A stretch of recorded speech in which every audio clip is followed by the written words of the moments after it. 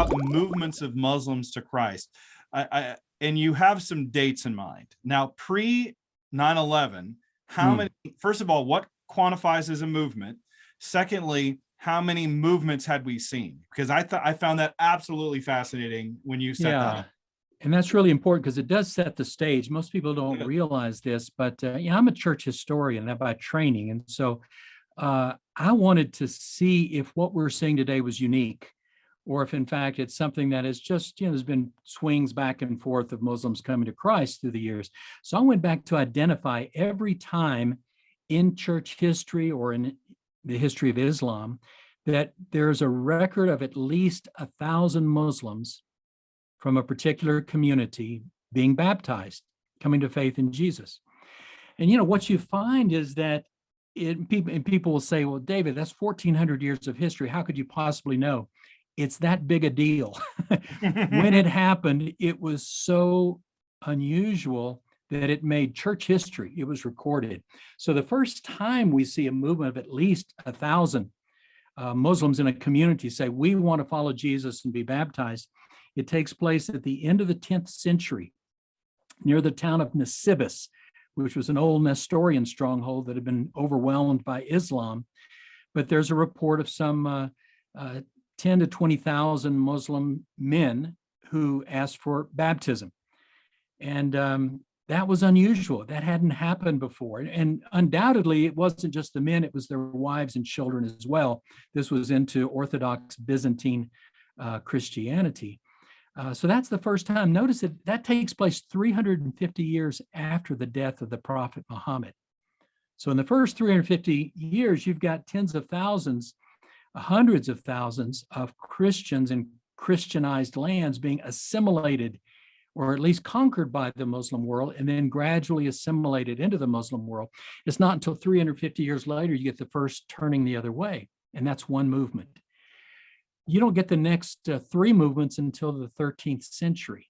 So you get three movements that take place right at the end of the 12th and 13th centuries. They take place, one is in what today is Libya. One, Conrad of Ascoli, saw 6,400 Libyans come to faith. Another one takes place in the Levant area, what today would be Lebanon, Palestine area, where you have William of Tripoli reports a little over 1,000 Muslims come to faith in baptism.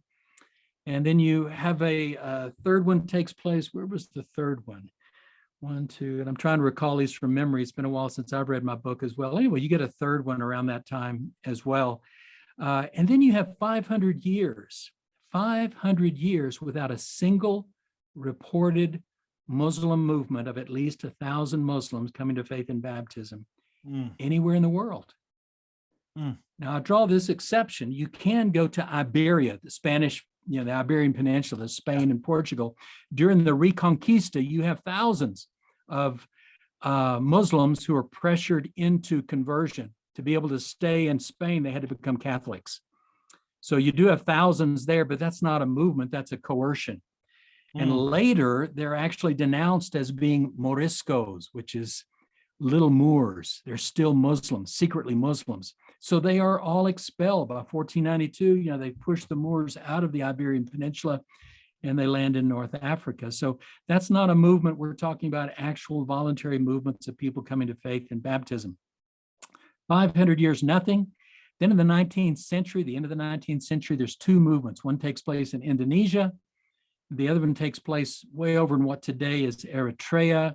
At the time would have been Abyssinia. Those are two movements that break a 500-year drought.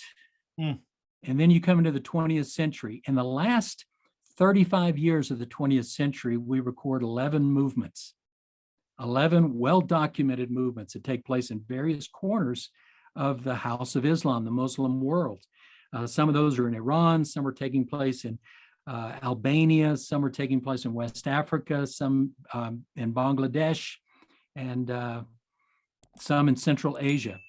But when you get into the 20th century, just in my book was published in 2014, just in the first decade, years, right? Yeah, basically 14 years, a little before that, say 12, 13 years, or of the 21st century, you have 69 movements that take place. They start popping up all over the Muslim world. So, And so let me get this straight there for a second. Let me just stop you there. So we have how many movements pre 20th century? 16? Is that what you said? If you go back pre-20th century, you've got 2 in the 19th century, 3 in the 13th, 12th, 13th century, 1 in the 10th century. So that's 4, 5, 6. So 6 movements, and that's not including the 20th century. Add the 20th century in, and you get how many more? There's 11 more in the 20th century. So it's roughly 17 movements, and that's 1,000 baptized believers, right? Exactly, at least 1,000 baptized believers. So then in the 21st century, already 69 movements in just the first 12 years.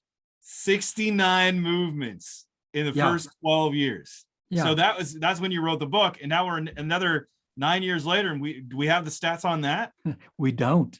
One of the things I'm going to be doing in the years ahead is more research into this area. I've recently been offered some research support to go and investigate what God's doing today.